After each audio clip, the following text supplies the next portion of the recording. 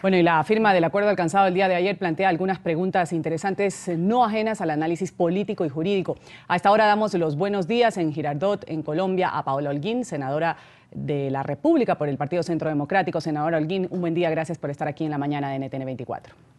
Buenos días, un saludo a Ruth, a Karen y a todos los televidentes a esta hora.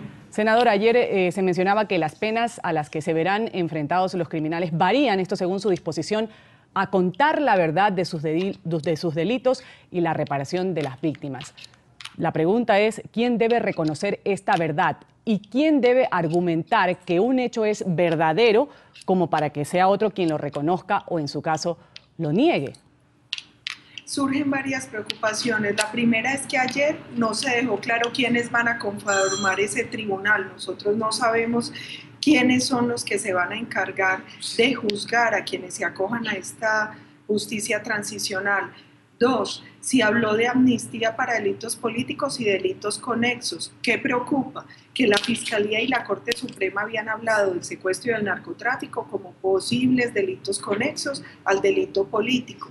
Tres, se dice que quienes confiesen sus delitos van a tener de 5 a 8 años, pero no es en cárcel, son penas restrictivas de la libertad y trabajos sociales, pero nunca se habló de cárcel. Esto quiere decir que quienes cometieron delitos atroces o de lesa humanidad por el solo hecho de confesarlos no tendrían que ir un solo día a la cárcel.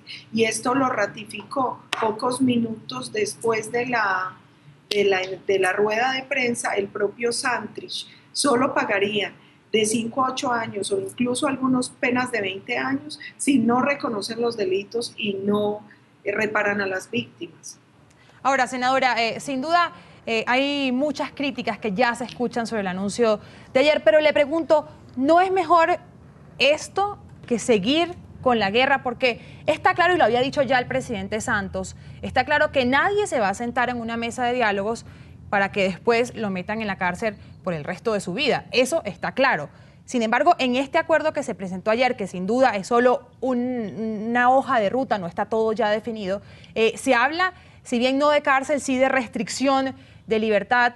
También se habla de penas de hasta 20 años de prisión para aquellos que no reconozcan. Hay hasta cierto punto pagar una justicia, responder ante la justicia los delitos que se cometieron. ¿No es mejor esto, como dicen, no es mejor una paz imperfecta que una guerra perfecta? Varias cosas tendríamos que aclarar.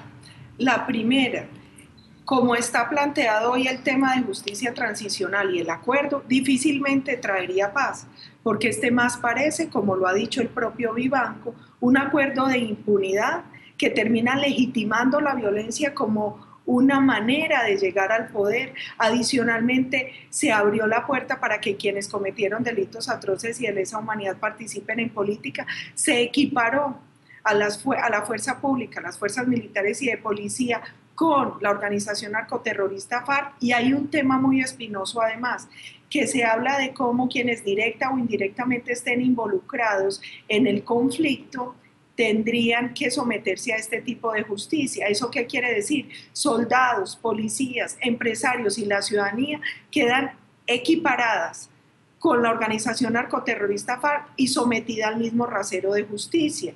Otra cosa que a uno le preocupa, ayer en el acuerdo nuevamente se habló de dejación, no de entrega de armas, no se habló de entrega de bienes para reparar a las víctimas. Estos son temas que son muy graves y que tienen que llamar al análisis, porque vuelvo y digo, da un mal ejemplo, termina premiando a los criminales, termina permitiéndoles participar en política, termina equiparando la fuerza pública y la sociedad con esta organización. En esas condiciones, además de otros elementos que están contenidos en los preacuerdos, difícilmente uno puede creer que lo que hasta hoy esté planteado pueda traer paz para Colombia.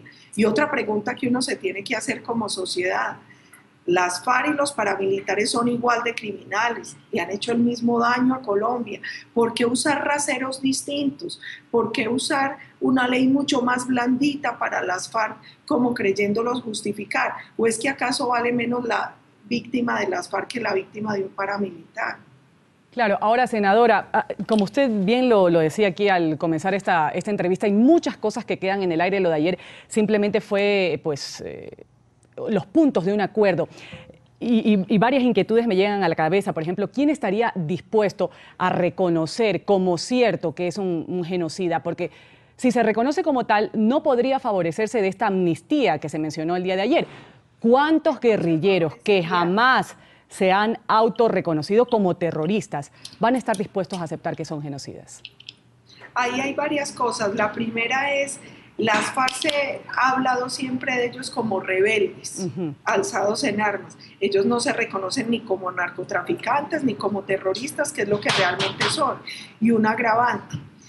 Supongamos que se atreven a reconocer que son genocidas. Por el solo hecho de reconocerlo, las penas serían de 5 a 8 años, pero no tendrían que ir a la cárcel. Es que este es el tema muy grave, porque la justicia transicional establece que la pena tiene que ser equivalente al daño que causaron. Y aquí estamos diciendo que si lo reconocen, entonces van a tener cierta restricción a la libertad, pero van a poder participar en política, pero pueden hacer un trabajo social.